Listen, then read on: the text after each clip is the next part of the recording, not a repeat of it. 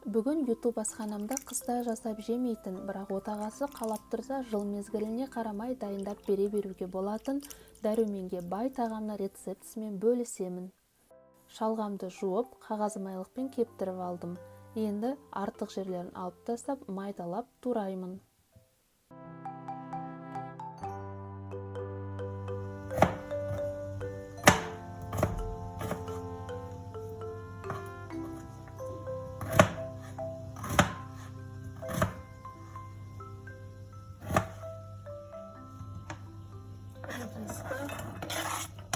Қиярды да 4 бұрыштап турап аламыз. Егер қабығы қалың болса, мен сияқты аршып алып тастаған дұрыс.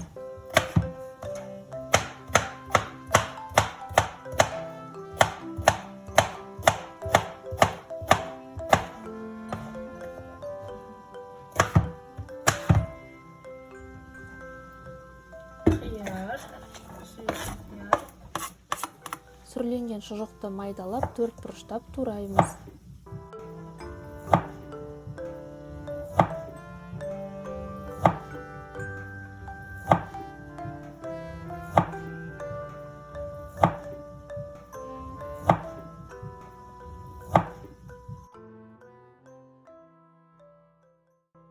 Артынша пісірілген шұжықты да 4 бұрыштап турап ыдысымызға саламыз.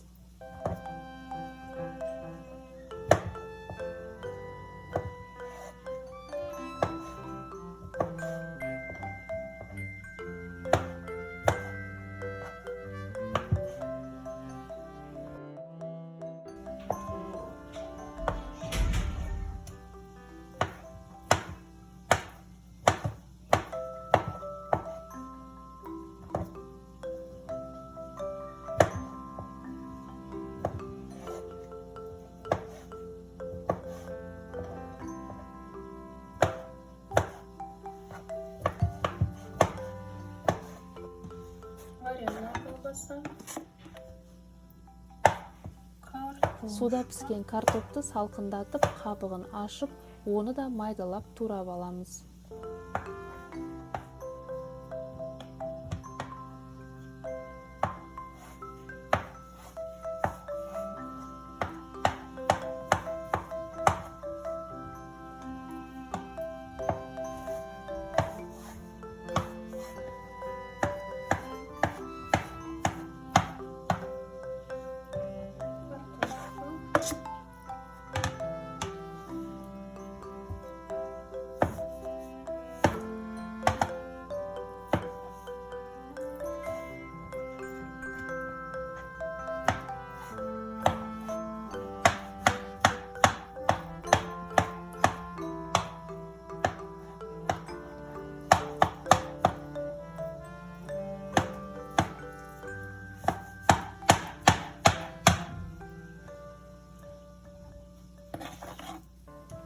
Піскен жұмыртқаны да тазалап, турап ыдысқа саламыз.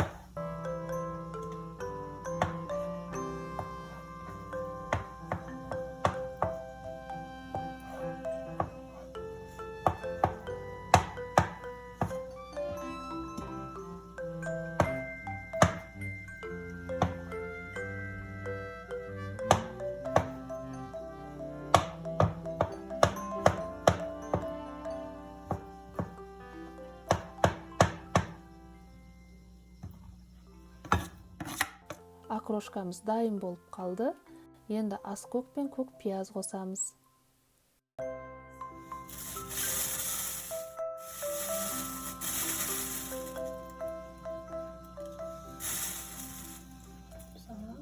Татымына қарай аздап тұзын реттейміз. Ең соңынан осындай ашымал тандем сусынын қосамын.